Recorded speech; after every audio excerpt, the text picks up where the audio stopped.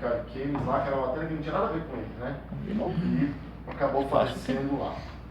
Então, enquanto a Síria ia enfraquecendo, Judá passava por reavivamento sob a liderança do rei Josias. No entanto, pouco tempo depois, o rei Josias de Judá foi morto no campo de batalha.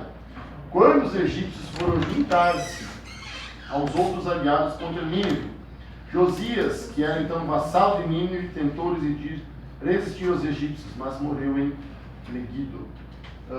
O filho de Josias, Jeoacás, reinou por apenas 3 meses, sendo depois levado como cativo por Faraó Neco do Egito, que fez Judá pagar tributo e colocou no trono outro filho de Josias, Eliaquim, mudando seu nome para Jeoaquim.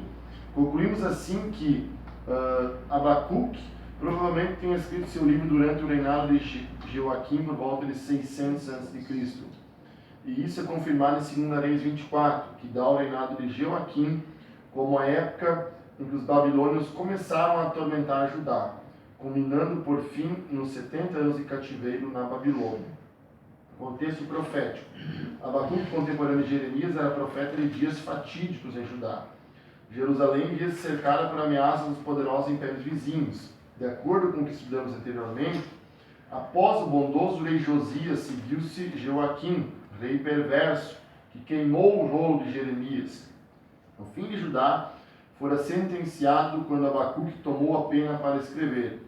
E foi talvez para Abacuque que Deus revelou pela primeira vez quão próximo estava o fim. Nabucodonosor estava em ascensão. Jeremias também foi lógico que o ministério de Jeremias é bem mais extenso, né? Aí chega-se a falar em 40 anos, né? Ele passou desde o ruim rei Manassés, filho de Ezequias, né? E até Josias, Jeremias viu a morte de Josias, e assim que o povo já enterrou Josias, já estava de volta praticando o pecado, né? Então, é interessante quando você vê um profeta que era contemporâneo. Por quê? Porque, para você entender bem Abacuque, tu dá uma olhada no que Jeremias profetizava, no que Jeremias falava, que você entende um pouco do contexto da época, né? Então aqui fala de um rei que eu sempre me confundo esses camaradas, Jeoaquim, Eliaquim e tal, daí eu nunca sei quem foi primeiro ali ou não. Mas o rei de Jeoaquim que queimou, né, o rolo de uma profecia de Jeremias. Jeremias foi jogado, né, numa cisterna lá no calabouço, né, e acabou então, não veio a morrer, porque a Bíblia diz que não tinha água naquela cisterna, né, então por isso que ele não morreu, mas sobreviveu. Então Jeremias, era bem complicado a vida dele, porque tinha falsos profetas na época que diziam que enquanto o templo estivesse de pé, o que Jeremias profetizava não poderia acontecer. Uma vez Jeremias se colocou na porta do templo e o povo ia para o templo para oferecer sacrifícios, e Jeremias na porta do templo dizia: não adianta vocês oferecerem sacrifício do jeito que vocês estão vivendo. Não adianta vocês oferecerem sacrifício dessa maneira aqui, entendeu? Porque esse templo que vocês estão vendo aqui, esse templo vai cair e vocês vão ser levados para o cativeiro, né? Então, era um período, pessoal, em que os reis da época, eles não recebiam muito bem as profecias. Não eram reis que temiam ao Senhor depois que morreu Josias. Então, Abacuque também provavelmente foi perseguido. A profecia dele, o que Deus mostrou para Abacuque, não foi bem recebido e tudo mais, né? Então, o que restava ao povo de Jerusalém, irmãos? Viver pela fé.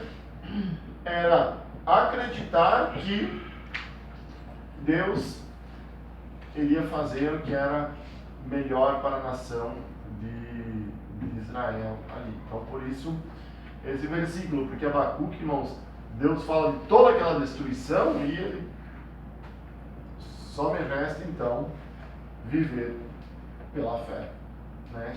Crer naquilo que eu não enxergo. Então, o tema do livro é esse: os justos viverão pela fé na santidade e no julgamento divino, né? A maioria dos comentaristas sugere que foi Abacuque, tá? Mas tem outras pessoas que sugerem que possa ter sido Baruque, né? Que foi alguém que também sugere que possa ter escrito uma parte do livro de Jeremias e tudo mais, né?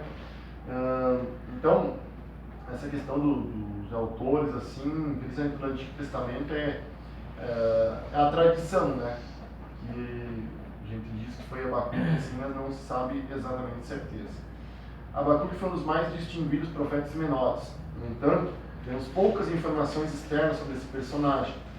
O que significa dizer, como afirma Gardner, muito pouco ou nada que se sabe explicitamente sobre Abacuque, embora se possa inferir alguns dados. Ele é mencionado na Bíblia apenas 2 vezes, e isso em seu próprio livro. Então, 1:1 e capítulo 13:1, né? De acordo com o que estudamos anteriormente, alguns comentaristas pensam que ele era o filho da mulher sunamita, mencionada em 2 Reis. Outros sugerem que o mesmo seria uma atalaia referida em Isaías 21:6. O trecho de Abacuque 3:19 indica que ele estava oficialmente qualificado para participar do cântico litúrgico do Templo de Jerusalém. E isto parece indicar a exatidão da informação que o aponta como levita, visto que estava encarregado da música sacra. É curioso que não nos seja dado o nome de seu pai, nem a sua genealogia, algo contrário aos costumes judaicos, né? Na verdade, principalmente se ele fosse um levita, né? Se ele fosse um levita mesmo, é alguém importante.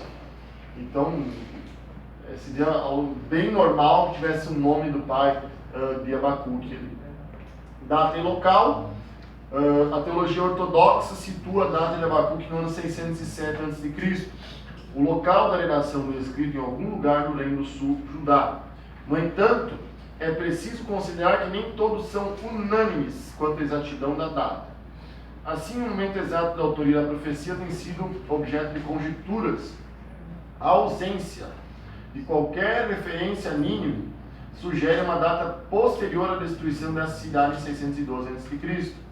E as referências aos caldeus sugerem uma data anterior a 605. Sobre a data, afirma Ellison, portanto a data mais provável seria 607, durante o iníquo reinado de Jeoaquim, antes de Judá ser subjugado por Nabucodonosor em 606. Né?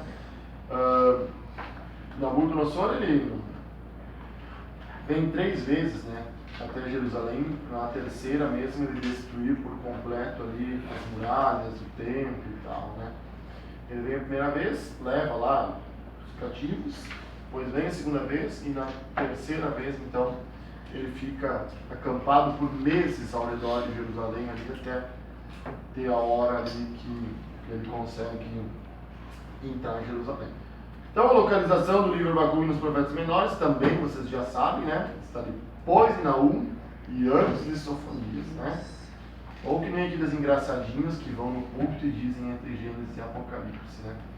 Que também pode ser uma piadinha sem graça, né? Tá o quê? Dá uma limpada, né? Ah, rapaz, você sempre fala isso na explicação que eu ouço. Capaz, eu nem pego. Análise, então, pessoal. Aqui também daí tem um esboço, né? Mas o esboço é aquilo que eu falei para vocês. É um profeta que indaga a Deus, Deus responde, o profeta indaga novamente, Deus responde, e o profeta, então, louva a Deus.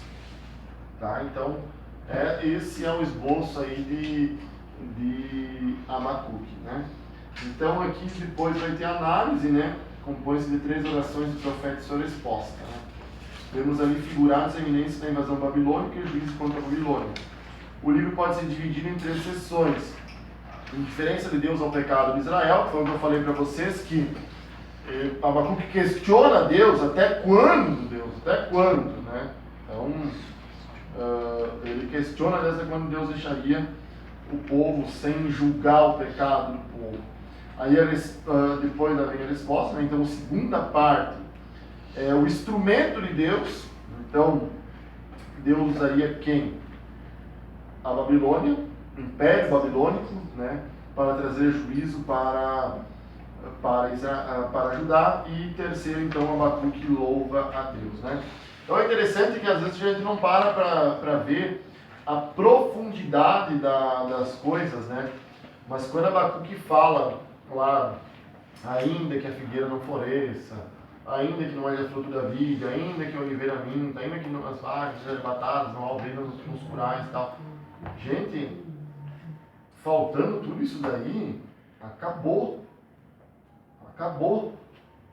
Porque a oliveira, a figueira e a videira eram as 3 árvores principais de Israel.